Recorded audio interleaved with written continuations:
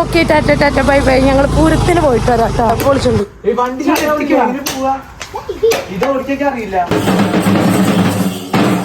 നമ്മളെ ഈ one day tour എന്നൊക്കെ പറയൂലേ, അതുപോലെ ഇന്നൊരു വൺ ഡേ ട്രിപ്പാണ്. എന്റെ ചെറിയ അനിയത്തിന്റെ വീട്ടിൽ പൂരാണ്. എങ്ങോട്ടെങ്കിലും പോകുമ്പോ ഇപ്പൊ നല്ല മലക്കാ, 4 പേർക്കും കൂടി പോകാൻ പറ്റുന്ന വണ്ടി ഇല്ലല്ലോ. 2 ബസ്സിലും 2 സ്കൂട്ടിയിലും അങ്ങനെയൊക്കെയാണ് കേട്ടോ നമ്മൾ പ്ലാൻ ഇട്ടേ.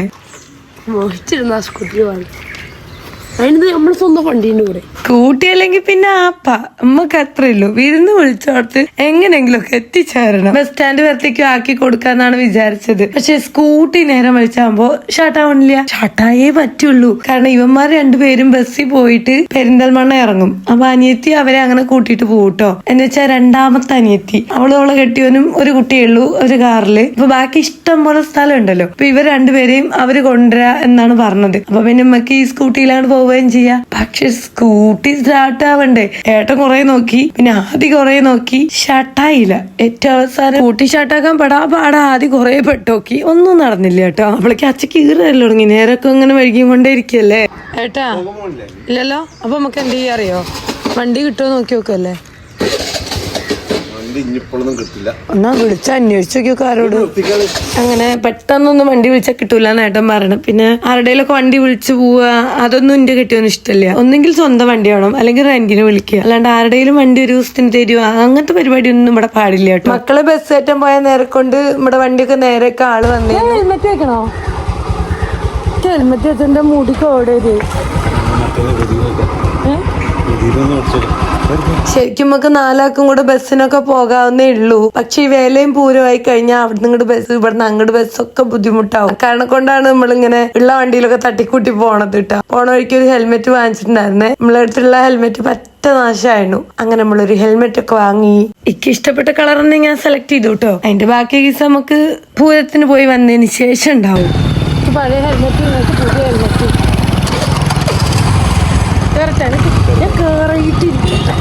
അപ്പൊ okay Tata Tata bye bye. എന്റെ അച്ഛയും അമ്മയും അതുപോലെ ചേച്ചിയോളുടെ ഉണ്ണിയും ഏട്ടന്റെ ഭാര്യമാരും ഉണ്ണിയോളും ഒക്കെ ഉണ്ടായിരുന്നു കേട്ടോ ഓയിലേക്ക്.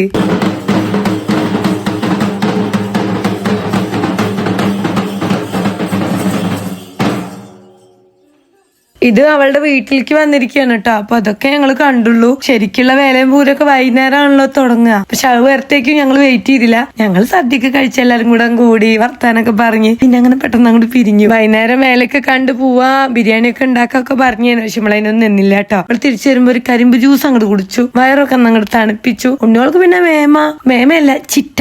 അവള് വഴിന്ന് ചായയും പലഹാരമൊക്കെ മേടിച്ചു കൊടുത്ത് ബസ് കയറ്റി വിട്ട് അവര് നമ്മുടെ വീട്ടിലെത്തി. ആദ്യം ഞങ്ങളാട്ടോ എത്തിയത്. പിന്നെ ഈ ഹെൽമെറ്റ് വാങ്ങി ഞാന് അപ്പളേ ഞാൻ പറഞ്ഞില്ലേ ഇനി വന്നാൽ ബാക്കി കിസ്സാന്ന്. ഈ നേരം അവന് ഇഷ്ടപ്പെട്ടില്ല. അതിന്റെ ചൊറിച്ചിലായിരുന്നു പിന്നെ വൈകുന്നേരം വരെ. ഞാൻ വളവളാന്നൊന്നും പാടില്ല. എന്നോട് ചോദിച്ചു ഏതാ വേണ്ടത് അച്ഛ. ഞാൻ എനിക്കിത് ഇഷ്ടപ്പെട്ടു. എനിക്ക് പറ്റൂല, ഇത് അത്രയും വലുപ്പമാണ്.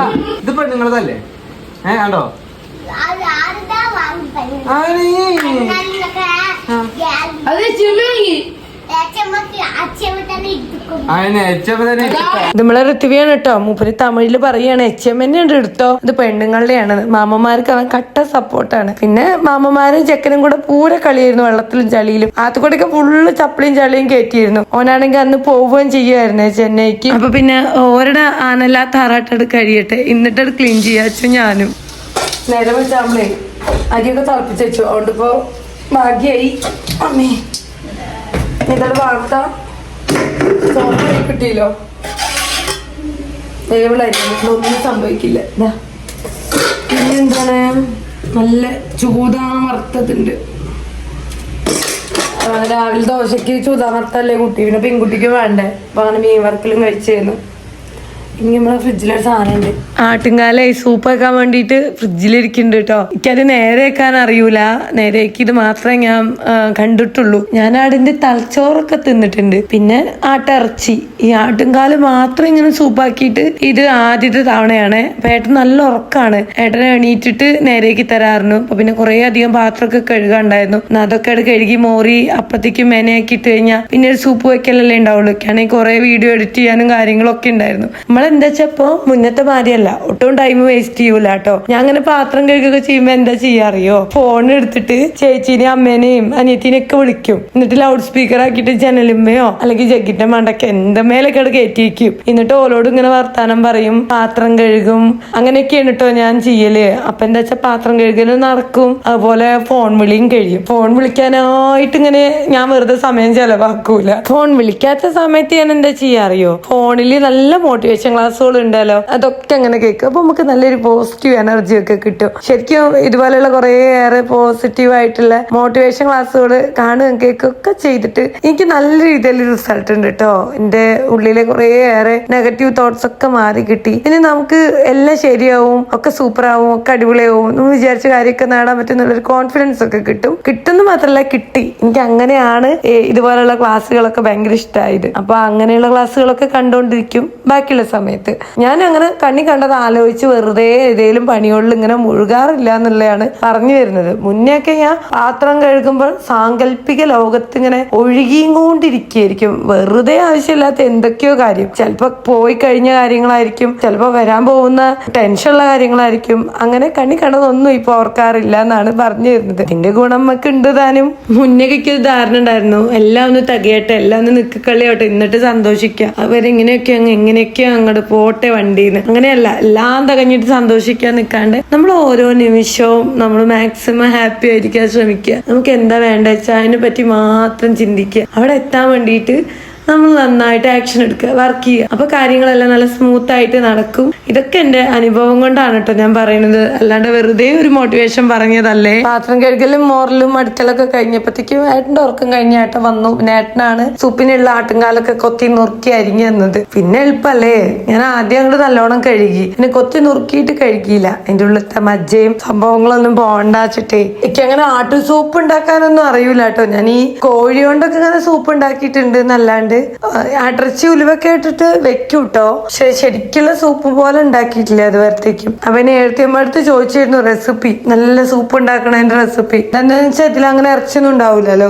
ഇതിന്റെ എല്ലല്ലേ, എന്നാലും കുറച്ചൊക്കെ കടിച്ചു വലിക്കാണ്ടാവും. ഇങ്ങനെ വലിയുന്ന ഓരോ കഷ്ണങ്ങളൊക്കെ അത് സ്വാദുള്ളതാണ്. അത് കുടിച്ചിട്ടും കഴിച്ചിട്ടൊക്കെ ഉണ്ട് എഴുത്തിയമ്മയൊക്കെ തന്നിട്ട് കേട്ടോ. അതുകൊണ്ടാണ് വെക്കണേന്റെ മുന്നിൽ ഇത് എങ്ങനെയാന്നുള്ളത് പറയുന്നത്. എനിക്ക് നല്ല ഇഷ്ടമാണ് ശരിക്കും. ഈ ആട്ടു സൂപ്പൊക്കെ വെറുതെ ഇങ്ങനെ സ്പൂൺ വെച്ച് കുടിക്കുക, ആ എല്ലൊക്കെ ഇങ്ങനെ നല്ലോണം വലിച്ച് കഴിക്കുക, അങ്ങനെയൊക്കെയാണല്ലോ ചെയ്യുക. പക്ഷെ ഞങ്ങളിത് ചോറിനാണ് ഉണ്ടാക്കുന്നത് കേട്ടോ.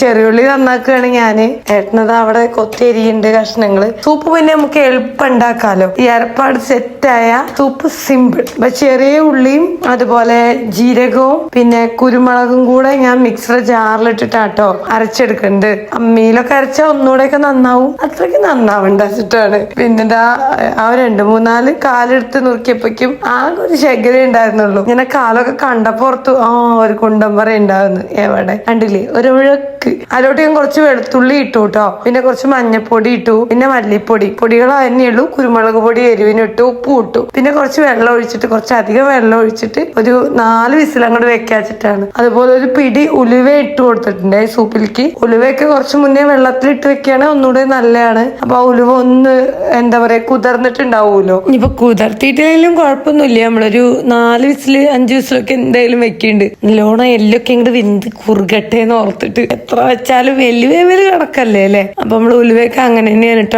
കൊടുത്തിട്ടുള്ളത്. പിന്നെ കുറച്ച് കറിവേപ്പിലൊക്കെ ഇട്ടിട്ട് അതങ്ങനെ കുക്കിക്കാൻ വേണ്ടി വെച്ചിട്ടുണ്ട്. അതിന്റെ ഇടയ്ക്ക് അത് വേവുന്ന ആ ഒരു സമയം കൊണ്ട് നമ്മളെ ക്ലീനിങ്ങും ബാക്കി അടുക്കി പെറുക്കലും ഒക്കെ കഴിച്ചായിരുന്നു കേട്ടോ. അപ്പൊ എന്താണ് കഴിക്കുക, കുളിക്കുക, കിടക്കുക, അതാണ് എന്റെ ഒരു ടാർഗറ്റ് ഇന്നത്തെ. ഈ മഴക്കാലത്തൊക്കെ ഉണ്ടല്ലോ, നമ്മൾ ഉമ്മർത്ത് ഇങ്ങനെ പോയിരുന്നിട്ട് ഇതുപോലെ ആട്ടു സൂപ്പോ കോഴി സൂപ്പോ എന്ത് സൂപ്പോ ആവട്ടെ ഇങ്ങനെ കുടിക്കുമ്പോ ഒരു പ്രത്യേക സ്വാദാവൂലേ. ഈ മഴക്കാലം ആവട്ടെ നമുക്ക് ഇതുപോലെ ആട് സൂപ്പ് ഉണ്ടാക്കിയിട്ട് അങ്ങനെ ഒന്ന് കുടിക്കണം. ഇപ്പോ ഈ നട്ടാറ വേനൽക്കാലത്ത് ഇത് ഉണ്ടാക്കിയപ്പോ അങ്ങനെ ഒരു പൂതി എന്ത് ചെയ്യാനാണ്. അപ്പൊ നമ്മളിത് കുക്കറിലാക്കി ഇങ്ങനെ അടുപ്പത്തേക്ക് വെച്ചിട്ട് അതവിടെ ഇരുന്നിട്ട് 3-4 വിസിൽ കൂക്കി ഇറക്കട്ടെ. അത് കഴിയുമ്പോഴത്തേക്കും നമുക്ക് അരപ്പ് ഇതിലേക്ക് പാരാട്ടോ. ചെറിയ ഉള്ളിയും ജീരകവും കുരുമുളകും അത് മാത്രമേ ഉള്ളൂ കേട്ടോ. നല്ല രീതിയിലൊന്ന് അരച്ചെടുക്കുക. അമ്മിയിലൊക്കെ ആണെങ്കിൽ നല്ലതാണ്. പിന്നെ അത് നമുക്ക് സൗകര്യം ഇല്ലാത്തതുകൊണ്ട് നമ്മളിത് ഇങ്ങനെ മിക്സിയുടെ ജാർ തന്നെയാണ് കേട്ടോ അരച്ചെടുക്കുന്നത്. ചെന്നൈക്ക് വൈകുന്നേരം പോകേണ്ട ചെക്കനാണ്. ഓട്ടോറിക്ഷ വരാറായിരുന്നു കേട്ടോ. ബസ്സിലാണെ ഒരു പോണത്. അപ്പൊ ഡ്രസ്സൊക്കെ മാറ്റിയിട്ടാണ് ഇവിടെ ഒന്ന് വർത്താനം പറയുന്നത്. പോണേന്റെ കുറച്ച് മുന്നേ അവൻ മാമന്മാരെ കൂടെ കൂടും. പിന്നെ ഇനി അടുത്ത പ്രാവശ്യം വരുമ്പോഴല്ലേ കളിക്കാൻ പറ്റുള്ളൂ. മാമന്മാരുമായിട്ട് വലിയ കൂട്ടാണ് കേട്ടോ അവൻ. പിന്നെ അങ്ങനെ സമയമായപ്പോ അവൻ അങ്ങനെ പോയി. പിന്നെ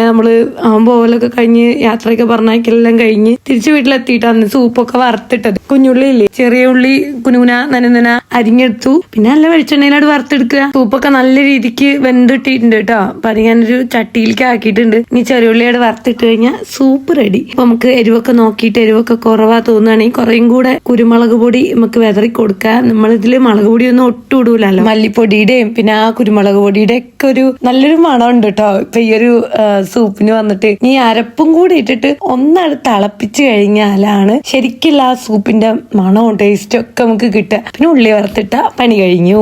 ശരിക്കും ഉണ്ടല്ലോ, നമ്മളിങ്ങനെ സൂപ്പൊക്കെ വെക്കുന്ന സമയത്ത് മല്ലിപ്പൊടി ഇടരുത്. പച്ചമല്ലി ഉണ്ടാവൂലേ, അത് ജസ്റ്റ് വറുത്തിട്ട് അത് അരച്ച് പാരുക. ഈ ഉള്ളിയും ജീരകമൊക്കെ പാടെ അരക്കൂലേ, അതിൽ ആ മല്ലി ഇടുക. അപ്പോഴത്ര ഒന്നുകൂടെയും ഗുണവും മണമൊക്കെ ഉണ്ടാവുക. ഇമ്മളടുത്ത് ഇല്ലാത്തോണ്ട് നമ്മള് പൊടിയിട്ട് ഒപ്പിച്ചതാണ് കേട്ടോ. കഴിഞ്ഞ വ്ളോഗിൽ ഞാൻ പറഞ്ഞില്ലേ എനിക്ക് സോഷ്യൽ മീഡിയയിൽ നിന്ന് ചെറിയൊരു പണി കിട്ടിയിട്ടുണ്ടായിരുന്നു, ഒരിത്തിരി പ്രശ്നമൊക്കെ ഉണ്ട് എന്നുള്ളത്. അതെല്ലാം വെച്ച് വീഡിയോ ചെയ്യാനൊക്കെ പറഞ്ഞുല്ലോ. അപ്പോ വീഡിയോ ഞാൻ എടുത്തിട്ട് ആവുന്നേ ഉള്ളൂ, എഡിറ്റിംഗ് കഴിഞ്ഞിട്ടില്ല. പക്ഷെ ആ വീഡിയോ പോസ്റ്റ് ചെയ്യുന്നതിന്റെ മുന്നേ തന്നെ എനിക്ക് നിങ്ങളടുത്ത് ഈ ഒരു കാര്യം കൂടെ പറയണമെന്ന് തോന്നി. കാരണം എന്തായിന്ന് കുറെ പേര് മെസ്സേജ് ചെയ്തും കമന്റ് ചെയ്തും ഒക്കെ ചോദിക്കുന്നുണ്ട്. എന്തായാലും ആ പ്രശ്നത്തിന് പരിഹാരമായിട്ടുണ്ട്. നമ്മൾ വിചാരിച്ചതിനേക്കാളും വളരെ ഫാസ്റ്റ് ആയിട്ട് നമ്മൾ ആഗ്രഹിച്ച മാതിരി ഒരു നല്ല റിസൾട്ട് നമുക്ക് വന്നിട്ടുണ്ട് കേട്ടോ. എല്ലാം എന്റെ സർവേശ്വരന്റെ അനുഗ്രഹം. അപ്പൊ അത് ഞാൻ ഈ ഒരു അവസരത്തിൽ പറയുകയാണ്. സപ്പോർട്ട് ചെയ്ത എല്ലാവർക്കും ഒത്തിരി നന്ദി കേട്ടോ.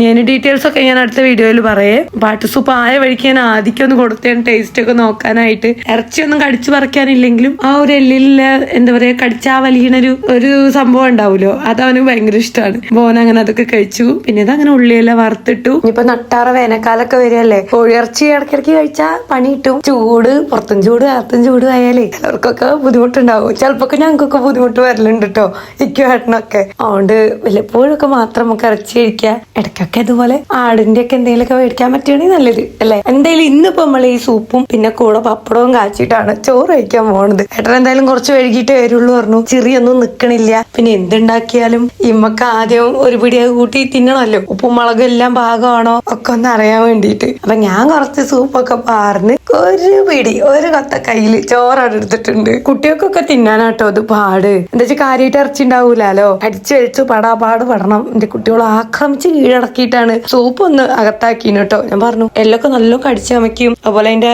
അരവൊക്കെ നല്ലോണം നക്കി കഴിക്കുന്നു. ആ ഉലുവേ മരുന്നും ഒക്കെ അങ്ങോട്ട് ഉള്ളിലേക്ക് പോട്ടെ, ഇതൊക്കെ കഴിച്ചാലാണ് മസിലൊക്കെ ഉണ്ടാവുക എന്തൊക്കെയാണ് പറഞ്ഞപ്പോ പിന്നെ എങ്ങനെയൊക്കെ എന്റെ ഉണ്ണികള് അത് കഴിച്ചിട്ടുണ്ട്. ഓൾക്ക് എന്തായാലും നല്ല ഇഷ്ടമാണ് സംഭവം കേട്ടോ. കുഞ്ഞൊരു വീഡിയോ ആയിരുന്നു. നിങ്ങൾക്ക് ഇഷ്ടപ്പെട്ടോ ഇല്ലേന്നൊന്നും അറിയൂല. എന്തായാലും നിങ്ങളുടെയൊക്കെ അഭിപ്രായങ്ങളൊക്കെ ഒന്ന് കമന്റ് ആക്കിയിടും കേട്ടോ. എന്നാലല്ലേ നമുക്ക് നിങ്ങളുടെ മനസ്സിൽ എന്താ ഒന്ന് മനസ്സിലാക്കാൻ പറ്റുള്ളൂ. ഇനി ഇതിന്റെ അടുത്ത് ഒരുപാട് മിസ്റ്റേക്സോ അല്ലെങ്കിൽ ഇന്നിൽ നിന്ന് വേറെ എന്തെങ്കിലുമൊക്കെ നിങ്ങൾ എക്സ്പെക്ട് ചെയ്യുന്നുണ്ടെങ്കിൽ വീഡിയോ ഒത്തിരി ഒക്കെ ബെറ്റർ ആക്കാനേ അതൊക്കെ ജസ്റ്റ് കമന്റ് ആക്കിയിടും. അപ്പൊ നമുക്ക് അതൊക്കെ ഒന്ന് മാറ്റി വീഡിയോ ഒന്നുകൂടെ ബെറ്റർ ആക്കാൻ ശ്രമിക്കാലോ. അതിനൊക്കെ വേണ്ടിയിട്ടാണ് കേട്ടോ. അതുപോലെ കഴിഞ്ഞൊരു വീഡിയോയിൽ ഒരു കമന്റ് കണ്ടായിരുന്നു, നമ്മുടെ ഏർണിങ്സ് ഒക്കെ കിട്ടിയതിനെ പറ്റി, ചാനലിന്റെ മോണിറ്റൈസേഷൻ ഒക്കെ എപ്പോഴായേ അതിനൊക്കെ പറ്റി ഒരു ലോങ് വീഡിയോ ചെയ്യുമെന്ന്. തീർച്ചയായിട്ടും ചെയ്യാം. നിങ്ങൾ അങ്ങനത്തെ ഒക്കെ കമന്റ്സ് ഇടുമ്പോ നമുക്ക് വീഡിയോ ചെയ്യാൻ ഉഷാറല്ലേ.